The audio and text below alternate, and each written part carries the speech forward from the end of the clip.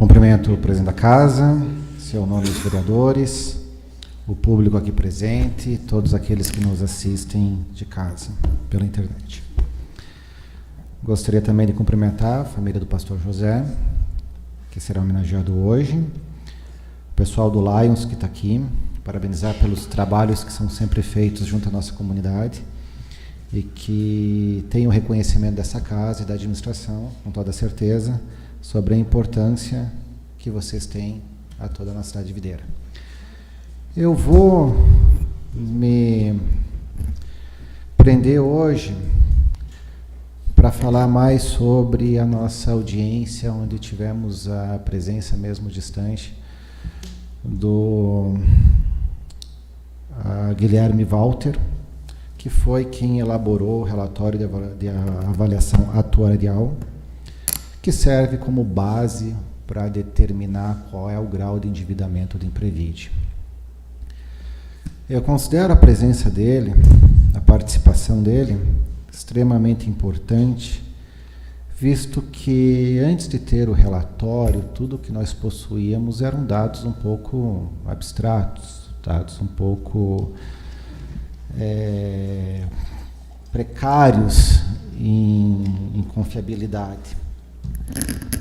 Através do relatório, que até nós temos ele aqui, qualquer servidor pode entrar em contato conosco e a gente fornecer pelo WhatsApp. O relatório é bastante detalhado, bastante didático, muito explicativo e vem a nos mostrar que existe não só um trabalho pericial bastante confiável, como ele é feito através de várias leis, vários protocolos e procedimentos que são geridos pelo Ministério da Seguridade Social. Mas, de uma forma, para quem não pôde assistir, eu gostaria de falar para os servidores, inicialmente, como que é feito esse cálculo. São várias variáveis que interferem na determinação do valor final do déficit ou superávit que o relatório apresenta. Essas variáveis, esses parâmetros, são determinados através de leis e portarias próprias para isso. Então, mesmo que fosse feito numa outra empresa ou se fosse feito por um outro atuarial, nós teríamos um resultado próximo, talvez não igual, mas muito próximo, o que dá um grau de confiabilidade muito elevado a ele. Esse tipo de avaliação é feito a nível nacional, por várias prefeituras, por vários fundos de previdência, e ele deve ser feito todo ano e acompanhado pela administração e pela diretoria do plano de previdência próprio. No relatório, que faz uma simulação de quanto tempo de vida cada servidor vai ter, de quantos dependentes ele tem, de qual que é o valor da aposentadoria que ele vai ter, de qual vai ser o aumento que o seu salário vai ter ao longo de cada ano da sua vida ativa.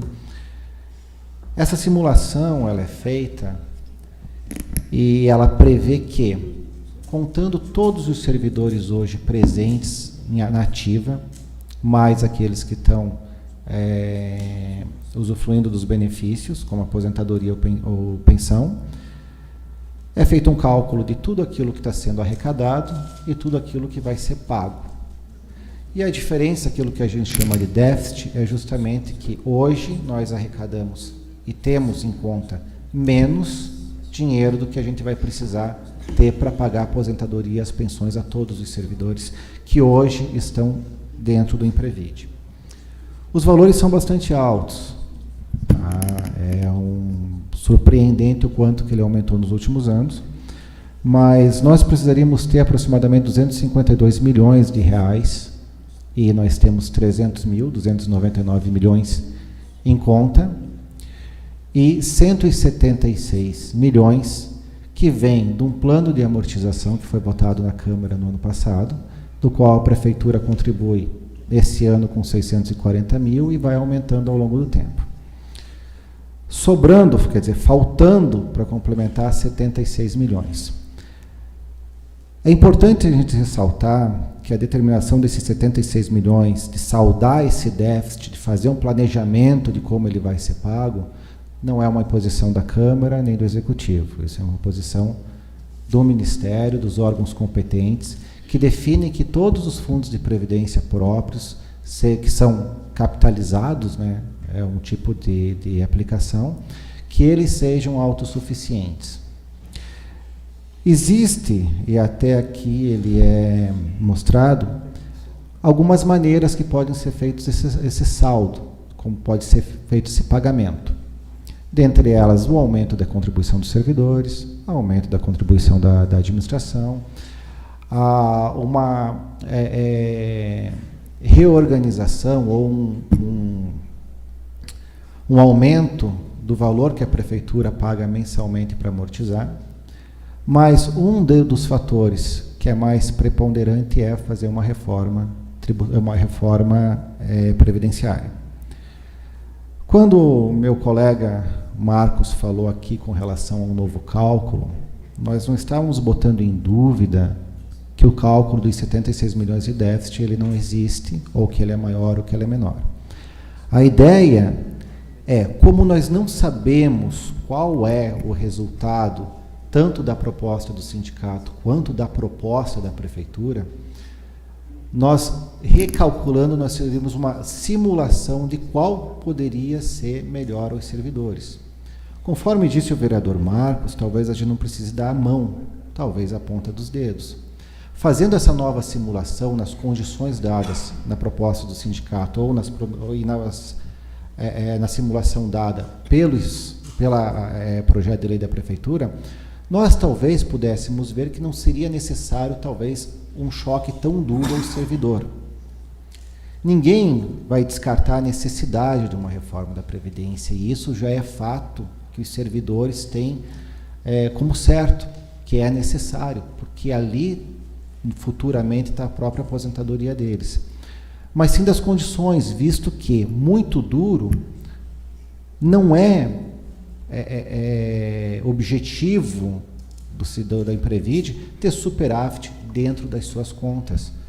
Não é objetivo dele que ele tenha 10 milhões, 20 milhões daqui a 30 anos sobrando em conta, mas sim que ele seja justo e possa retornar os valores que cada servidor pagou ao longo de sua vida produtiva quando ele estiver aposentado. Esse fato demonstra não que nós sejamos contra ou que nós não concordamos com a necessidade da reforma, mas sim de que a gente pode fazer simulações, a gente pode estudar um pouco mais e talvez encontrar uma saída para que haja uma melhor transição, para que talvez haja pedágio para que estão há mais tempo, para que haja um escalonamento de alíquotas, para que não venha futuramente ser necessário cobrar a contribuição dos inativos abaixo do teto do INSS que hoje existe. Nada mais é do que uma opção de aprofundar o estudo e ter mais ferramentas para que a gente possa analisar o que é melhor para o servidor. Por quê?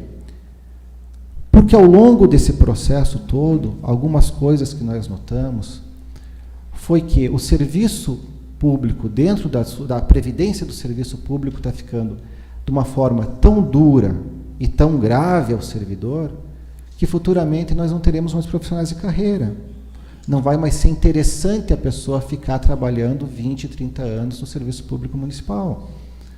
Talvez, futuramente, seja mais um bico que as pessoas que estão desempregadas ou desamparadas naquele momento venham a entrar no serviço e sair na primeira oportunidade que eles tiverem de coisas melhores. E isso é extremamente caro ao município. Treinar um novo profissional é extremamente dispendioso. Fazer a contratação dentro da estrutura pública, ela é cara e demorada.